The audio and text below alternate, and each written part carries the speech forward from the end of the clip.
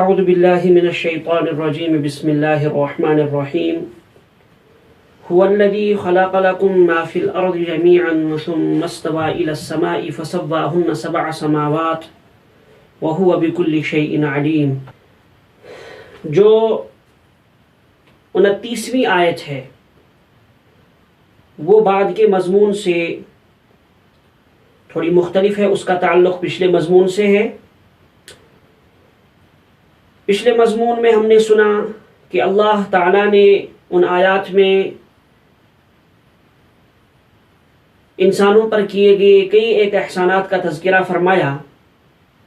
اسی سلسلے کی ایک کڑی ہے جو اللہ تعالیٰ نے زمین و آسمان کو انسانوں کے لیے پیدا کیا اور انسانوں کی سہولت کی تمام چیزیں میسر فرمائی.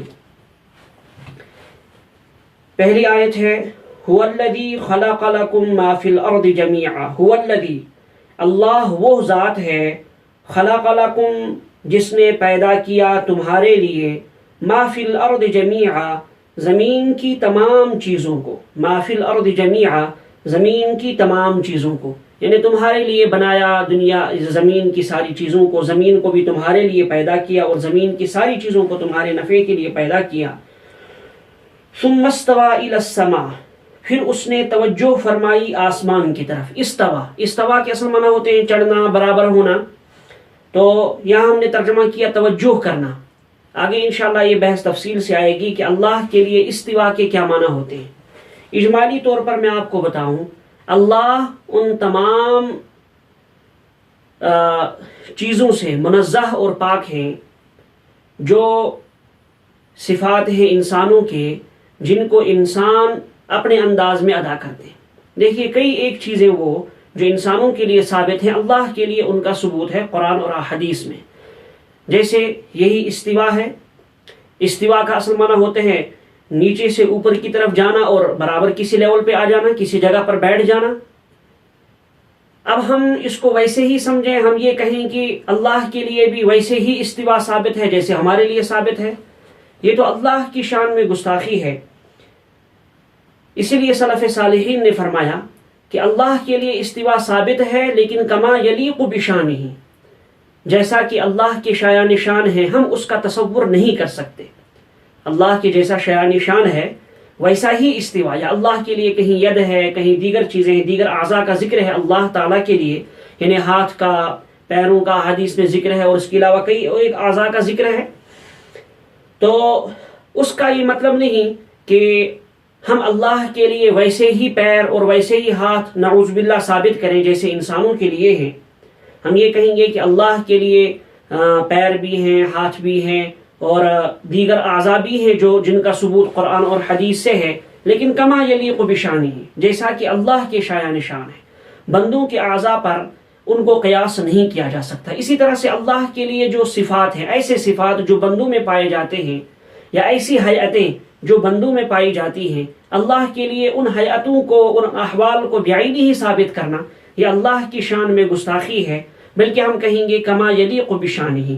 تو یہاں بھی ایسی ہی بات ہے. فرمایا ثم استوى الى السماء، پھر اللہ تعالیٰ آسمان، اگر ہم لفظی ترجمہ کریں گے تو اللہ تعالیٰ آسمانوں کی طرف چڑھے اور برابر ہوئے. استوا کے یہ معنی ہوتے ہیں، لیکن یہاں وہ معنی نہیں لیے جائیں گے جو بندوں کے حق میں ہے کہ بندہ سیڑھیاں چڑھتا ہے یا کسی طریقے سے اونچائی پہ پہنچتا ہے. اسی لیے میں نے یہاں ترجمہ کیا پھر اللہ تعالیٰ نے توجہ فرمائی آسمانوں کی طرف، یعنی زمین کا مادہ بنانے کے بعد پھر اللہ نے آسمان کی طرف توجہ فرمائی اور آسمان کو بنایا. ثم استوى الى السماء، پھر اللہ تعالیٰ نے آسمان کی طرف توجہ فرمائی، فسواہن تو برابر کیا ان کو، سبع سماوات 7 آسمان، یعنی 7 آسمان بنائے. وَهُوَ بِكُلِّ شَيْءٍ عَلِيمٌ، اور اللہ ہر چیز کو خوب جاننے والا ہے. 7 آسمانوں کا یہاں تذکرہ آیا کہ اللہ تعالیٰ نے 7 آسمان بنائے. یہاں ہم نے دیکھا کہ پہلے فرمایا گیا اللہ نے زمین بنائی، زمین کا مادہ بنایا، پھر آسمانوں کی طرف متوجہ ہوئے کہ گویا پہلے زمین بنائی گئی اس کے بعد آسمان بنایا گیا. سورہ نازعات میں فرمایا وَالْأَرْضَ بَعْدَ ذَلِكَ دَحَاهَا، کہ زمینوں کو اللہ تعالیٰ نے آسمان کے بعد بچھایا. اس کے علاوہ بھی ایک اور جگہ تذکرہ ہے زمین و آسمان کی تخلیق کا. مفسرین کرام نے ان تمام آیات میں تطبیق بیان کرتے ہوئے فرمایا، حضرت تھانوی نے اس پر تفصیلی کلام کیا اور کئی ایک حوالے پیش کیے. فرمایا کہ یعنی پہلے اللہ تعالیٰ نے زمین کا مادہ بنایا، میٹیریل تیار کیا، اس کو تیار کرنے کے بعد پھر اللہ نے آسمانوں کی طرف توجہ فرمائی، آسمانوں کو بنایا، اور پھر اس کے بعد زمین کو بچھایا، جیسا کہ سورہ نازعات میں پڑھیں گے آپ، وَالْأَرْضَ بَعْدَ ذَلِكَ دَحَاهَا، کہ آسمانوں کے بعد اللہ تعالیٰ نے زمین کو بچھایا. وہاں صاف لفظ ہے کہ بچھایا اس کے بعد، یعنی زمین کی ترتیب تو اس کے بعد ہوئی، پہاڑ وغیرہ اس میں اس کے بعد لگائے گئے، لیکن زمین کا مادہ پہلے بنا. اب یہاں وہ لمبی چوڑی وہ سائنسی بحث ہے، فلسفیانہ بحث ہے کہ وہ یہ دنیا کی تخلیق کیسے ہوئی، زمین کا مادہ کیسے بنا، اس کائنات کا مادہ کیسے بنا. تو فلسفیوں نے کہا وہ بگ بینگ ہوا وغیرہ وغیرہ، تو وہ الگ بحث ہے، انشاءاللہ آگے ایک جگہ اس کا تذکرہ آئے گا تفصیل کے ساتھ. یہاں ہم اس بحث کو نہیں چھیڑیں گے، یہاں صرف اس آیت کے مفہوم کو ہم سمجھتے ہیں. ایک مرتبہ میں آیت کے مفہوم کو واضح کرنے کے لیے پھر ترجمہ کرتا ہوں. فرمایا هو الذی خلق لکم ما فی الارض جمیعا، اللہ وہ ذات ہے جس نے تمہارے لیے تمام چیزوں کو، زمین کی تمام چیزوں کو پیدا فرمایا. ثم استوى الى السماء، پھر اللہ تعالیٰ آسمانوں کی طرف متوجہ ہوئے، فسواہن 7 سماوات، اور برابر کیا ان کو 7 آسمان، یعنی 7 آسمان بنائے. وہو بکل شیء علیم، اللہ ہر چیز کو بخوبی جاننے والا ہے. یہ بھی اللہ تعالیٰ نے اپنی نعمتوں میں سے ایک نعمت کا ذکر کیا کہ تمہاری ہی سبب سے، تمہارے ہی لیے اللہ نے یہ ساری کائنات بنائی، لہٰذا تمہیں چاہیے کہ اسی اللہ کی عبادت کرو جس نے تمہاری تمام ضروریات کا خیال رکھا اور تمہارے لیے تمام ضروریات میسر فرمائی. آگے 10 آیات میں حضرت آدم علیہ السلام کی تخلیق کا تذکرہ ہے، اور اس موقع پہ اللہ تعالیٰ کی جو گفتگو ہوئی یا فرشتوں کے ساتھ، فرشتوں کا اللہ تعالیٰ سے جو سوال و جواب ہوا، اس کو ذکر فرمایا گیا تفصیل کے ساتھ. اور پھر حضرت آدم علیہ السلام کو اللہ تعالیٰ نے فرشتوں پر ہی نہیں بلکہ تمام مخلوقات پر جو فوقیت عطا فرمائی، اس فوقیت کا جو اس خاص مجلس میں اظہار ہوا، اس کا بھی یہاں ذکر فرمایا گیا. خلاصے کے طور پر یہ ہوا کہ حضرت آدم علیہ السلام کو جب اللہ تعالیٰ نے پیدا فرمانے کا ارادہ کیا تو فرشتوں سے فرمایا کہ میں ایک ایسی مخلوق بنانے والا ہوں جو دنیا میں، جو زمین پر میری نائب ہوگی، یعنی میرے احکامات کو، میری شریعت کو نافذ کرے گی. تو فرشتوں نے کہا اے اللہ، آپ ایسی مخلوق کیوں بنائیں جو ایک دوسرے کے دشمن ہوں گے، جو دنیا میں خون ریزیاں کریں گی؟ ایسی مخلوق بنانے کی کیا ضرورت ہے؟ یعنی انہوں نے ایسے کہا کہ ہم آپ کی خدمت کے لیے، آپ کی عبادت کے لیے حاضر ہیں. خدمت یعنی عبادت کے لیے ہم حاضر ہیں، آپ جس طرح سے ہمیں فرمائیں ہم ویسے ہی عبادت کریں گے، ایک ذرہ بھی کوتاہی نہیں کریں گے. تو ہماری موجودگی میں کسی ایسی مخلوق کو پیدا کرنے کی کیا ضرورت ہے جو مخلوق دنیا میں فتنہ و فساد پھیلائے؟ ہو سکتا ہے ان کو کسی طریقے سے یا جنات پر قیاس کر کے انہوں نے کہا ہو کہ وہ مخلوق بھی دنیا میں فتنہ و فساد پھیلائے گی، یا اللہ نے ان کو یہ چیز بتائی ہو، کیونکہ انسانوں سے بہت پہلے بڑے زمانے تک دنیا میں جنات آباد تھے، انہوں نے سرکشیاں کی، تو پھر اللہ تعالیٰ کے حکم سے فرشتوں نے بہت سے جنات کو قتل کیا اور بہت سے جنات کو آبادیوں سے نکال کر پہاڑوں وغیرہ کی طرف دھکیل دیا. تو انہی پر قیاس کرتے ہوئے فرشتوں نے یہ کہا کہ جس طرح سے اس سے پہلے آپ نے جنات کو پیدا کیا اور انہوں نے دنیا میں سوائے فساد کے کچھ نہیں کیا، تو کسی اور مخلوق کو بنانے کی کیا ضرورت ہے؟ اللہ تعالیٰ نے فرمایا، ایک تو حاکمانہ جواب دیا کہ میں وہ جانتا ہوں جو تم نہیں جانتے. پھر اس کے بعد اللہ تعالیٰ نے حضرت آدم علیہ السلام کو پیدا فرمایا اور تمام چیزوں کا علم اور ان کی خاصیات کا علم اللہ تعالیٰ نے حضرت آدم علیہ السلام کو دیا. پھر ان تمام چیزوں کو فرشتوں کے سامنے پیش کیا اور فرمایا کہ ان چیزوں کے نام بتاؤ، ان کی خاصیات ذکر کرو. فرشتوں نے کہا اے اللہ، ہم تو صرف وہی چیز جانتے ہیں جس کا ہمیں آپ نے علم دیا ہے، اس کے علاوہ تو ہم ذاتی طور سے کسی چیز کو جانتے ہی نہیں، اور ان چیزوں کا آپ نے ہمیں علم نہیں دیا، لہٰذا ہم ان چیزوں سے واقف نہیں. تو پھر اللہ تعالیٰ نے حضرت آدم علیہ السلام سے فرمایا فرشتوں کو ان چیزوں کے نام بتاؤ اور ان کی خاصیات کو ذکر کرو. حضرت تھانوی رحمۃ اللہ نے فرمایا کہ حضرت آدم علیہ السلام کو خاصیات وغیرہ کے ذکر کرنے کا بھی حکم دیا گیا، اور حضرت آدم علیہ السلام نے ان تمام چیزوں کے نام بتائے، ان کے خاصیات کو ذکر کیا. اس طرح سے اللہ تعالیٰ نے حضرت آدم علیہ السلام کا تفوق فرشتوں پر ظاہر کیا، ان کی برتری کو ظاہر کیا اور ان کو فوقیت عطا فرمائی. اس کے بعد مضمون ہے کہ اللہ تعالیٰ نے حکم دیا فرشتوں کو سب حضرت آدم کے سامنے سجدہ ریز ہو جائیں. تو یہ اس مفہوم کا ان آیات کا خلاصہ ہے. تو ہم ترجمہ کرتے ہیں، پہلے دیکھتے ہیں کہاں تک پہنچے. وَإِذْ قَالَ رَبُّكَ لِلْمَلَائِكَةِ، یاد کرنے کے قابل ہے وہ وقت جب فرمایا تیرے رب نے. اذ قال ربک، جب فرمایا آپ کے رب نے، للملائکتی، فرشتوں سے، انی جاعل، میں بنا رہا ہوں، فی الارض، زمین میں، خلیفتاً، ایک نائب، یعنی اپنا ایک نائب زمین میں بنا رہا ہوں جو دنیا میں میرے احکام کو نافذ کرے گا. قالوا اتجعل فیہا، قالوا، تو ان فرشتوں نے کہا، وہ بول پڑے، اتجعل فیہا، کیا آپ بنائیں گے زمین میں، من یفسد فیہا، اس مخلوق کو جو اس میں فساد کرتی پھرے، دنیا میں فساد مچائے، خون ریزیاں کرے. وَيَسْفِكُ الدِّمَاءَ، وَيَسْفِكُ الدِّمَاءَ، اور بہائے خون، یعنی خون ریزیاں کرے. یہ انہوں نے جنات پر قیاس کیا یا اللہ تعالیٰ نے ان کو بتا دیا، کسی طریقے سے انہوں نے سمجھ لیا کہ ایسا ہوگا. اَتَجْعَلُ فِيهَا مَن يُفْسِدُ فِيهَا وَيَسْفِكُ الدِّمَاءَ، کیا آپ بنائیں گے زمین میں ایسی مخلوق کو جو اس میں فتنہ و فساد مچائے اور خون ریزیاں کرے. وَنَحْنُ نُسَبِّحُ بِحَمْدِكَ، حالانکہ ہم آپ کی تسبیح بیان کر رہے ہیں آپ کی حمد کے ساتھ، یعنی آپ کی تسبیح و تحمید بیان کرتے ہیں. وَنُقَدِّسُ لَكَ، اور آپ کی پاکیزگی بیان کرتے ہیں، آپ کی تقدیس بیان کرتے ہیں. یعنی اصل مقصد ہے کہ وہ آپ کی عبادت کرے، وہ مخلوق دنیا میں آ کر آپ کی عبادت کرے.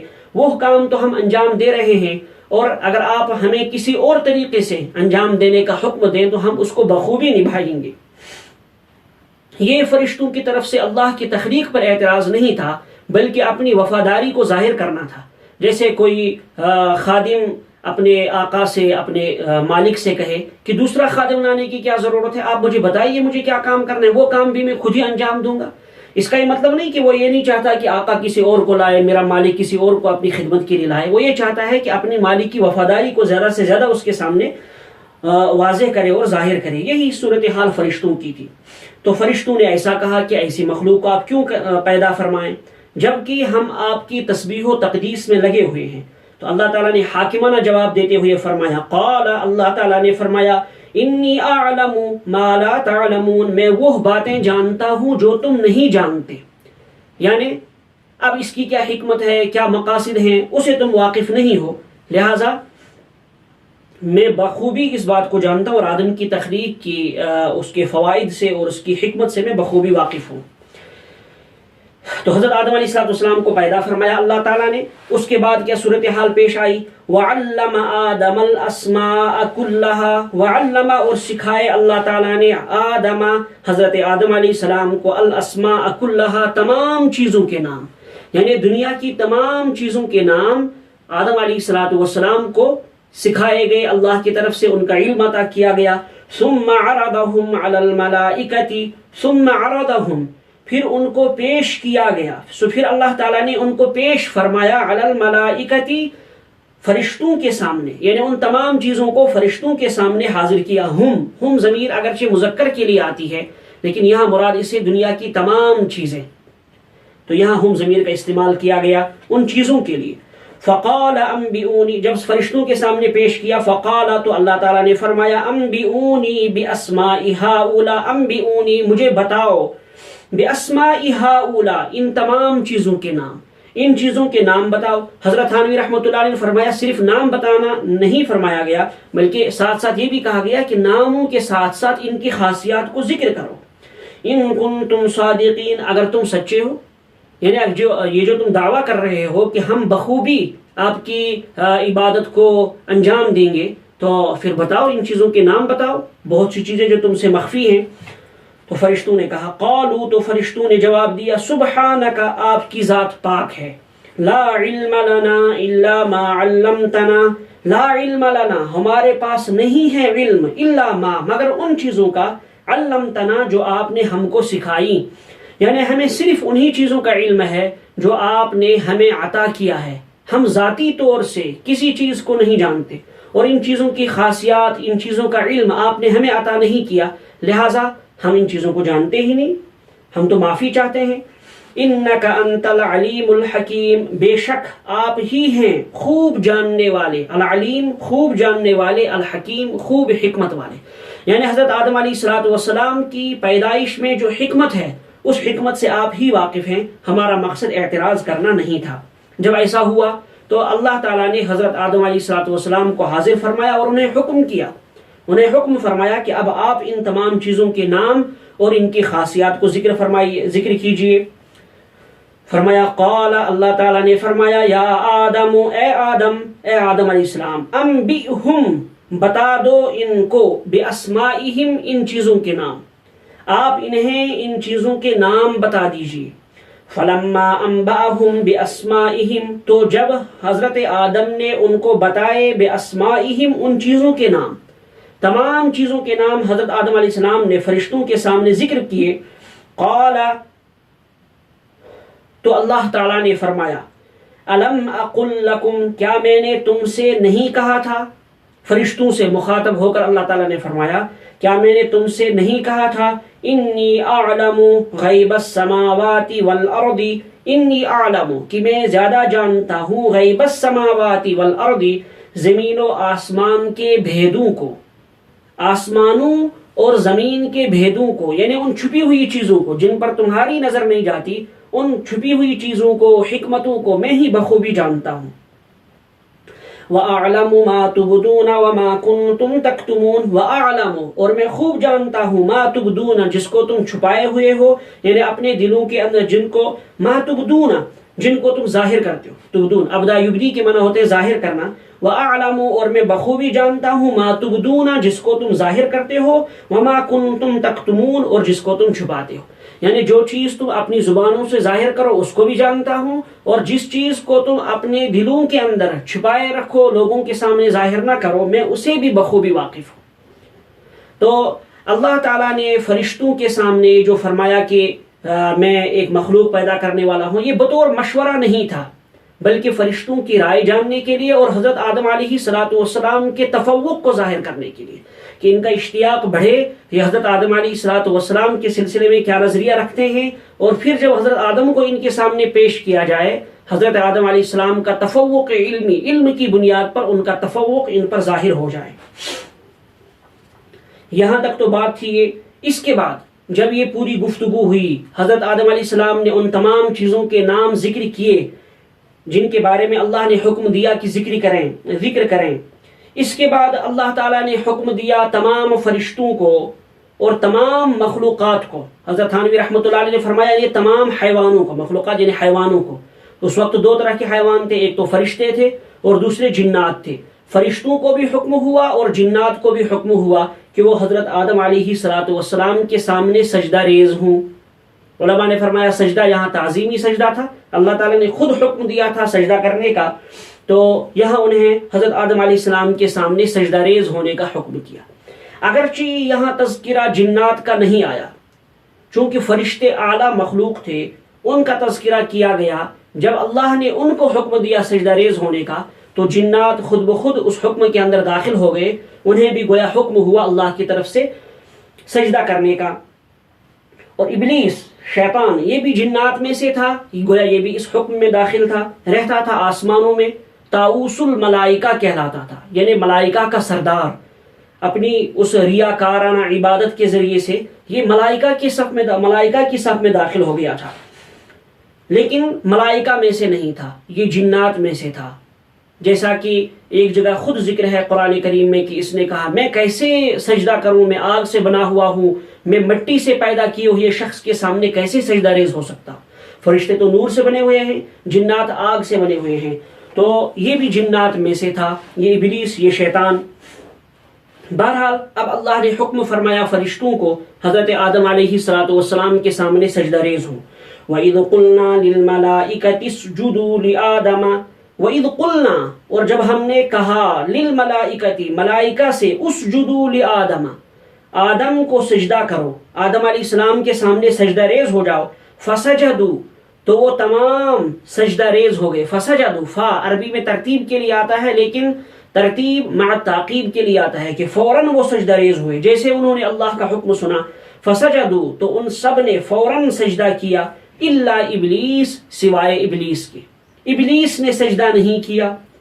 ابا اس نے انکار کیا، واستکبر اور تکبر میں مبتلا ہو گیا، وکان من الکافرین اور ہو گیا وہ کافروں میں سے، کافروں کی جماعت میں سے ہو گیا کہ اس نے اللہ کے حکم کا انکار کیا۔ اللہ نے حکم دیا اس کے نبی کو سجدہ کریں، لیکن اس نے سجدہ کرنے سے انکار کیا اور تکبر میں گرفتار ہو گیا، جس کی وجہ سے وہ ہمیشہ کی لعنت کا مستحق ہو گیا اور کافروں میں سے ہو گیا۔ اللہ نے خود اس پر فتوائے کفر کا فتویٰ نافذ فرمایا۔ یہاں ایک اہم مسئلہ ہے، مفسرین کرام نے یہاں تفصیلی بحث فرمائی اس سلسلے میں کہ پہلی امتوں میں سے کئی ایک انبیاء کی شریعتوں میں سجدہ تعظیمی جائز تھا، تعظیم کے طور پر کسی کو سجدہ کیا جا سکتا تھا۔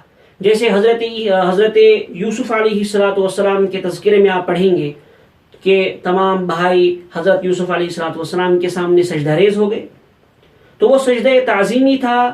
پہلی شریعتوں میں یہ سجدہ جائز تھا، لیکن اس شریعت میں مکمل طور سے اس کو منع کیا گیا۔ چنانچہ علماء نے فرمایا کہ اس امت میں، اور احادیث میں بھی اس کی صراحت ہے، نبی کریم صلی اللہ علیہ وسلم نے اس کی صراحت فرمائی ہے کہ اللہ کے سوا کسی کو سجدہ کرنا درست نہیں۔ چنانچہ ایک صحیح حدیث میں ہے، نبی کریم صلی اللہ علیہ وسلم نے فرمایا اگر اللہ کے سوا کسی اور کو سجدہ کرنا جائز ہوتا تو میں بیوی کو حکم دیتا کہ وہ خامد کے سامنے سجدہ کرے، لیکن اس شریعت میں کسی کے سامنے سجدہ کرنا جائز نہیں۔ تو معلوم ہوا انسانوں اللہ کے سوا کسی انسان کے سامنے سجدہ تعظیمی بھی جائز نہیں۔ سجدہ عبادت تو کہیں بھی جائز نہیں تھا، یعنی عبادت کے طور پر کسی کو معبود سمجھ کر سجدہ کرنا یہ تو کسی بھی شریعت میں جائز نہیں تھا۔ لیکن پہلی شریعتوں میں جو سجدے کا جواز ہے، یہاں جو فرشتوں کو حکم دیا گیا حضرت آدم علیہ السلام کو سجدہ کرنے کا، یہ سجدہ تعظیمی تھا، تعظیم کے طور پر تھا۔ لیکن اس شریعت میں سجدہ تعظیمی بھی جائز نہیں۔ فرمایا علماء نے کہ رکوع کی حد تک جھکنا بھی کسی کے سامنے جائز نہیں، البتہ مصافحہ، معانقہ یا دست بوسی، محبت میں کسی کا ہاتھ چومنا، اس کی شرعاً گنجائش ہے، اس میں کوئی حرج نہیں، یا اسی طرح سے کسی کی پیشانی چومنا، اس میں بھی حرج نہیں ہے، الا یہ کہ وہ کوئی غیر محرم نہ ہو۔ تو یہاں یہ اہم بات ہے جس کو یہاں فقہاء نے اور علماء کے مفسرین کرام نے ذکر کیا۔ فرمایا وَإِذْ قُلْنَا لِلْمَلَائِكَةِ اسْجُدُوا لِآدَمَ، جب ہم نے کہا ملائکہ سے کہ سجدہ ریز ہو جاؤ حضرت آدم کے سامنے، فَسَجَدُوا إِلَّا إِبْلِيسَ، تو انہوں نے فوراً سجدہ کیا سوائے ابلیس کے، یعنی ابلیس نے سجدہ نہیں کیا۔ ابا واستکبر، اس نے انکار کیا اور تکبر میں مبتلا ہو گیا، وَكَانَ مِنَ الْكَافِرِينَ اور وہ کافروں کی جماعت میں سے ہو گیا۔ تو بس آج کا سبق ہم یہیں پر مکمل لیتے ہیں۔ سبحان اللہ وبحمدہ، سبحانک اللہم وبحمدک، ونشہد ان لا الہ الا انت، ونستغفرک ونتوب الیک۔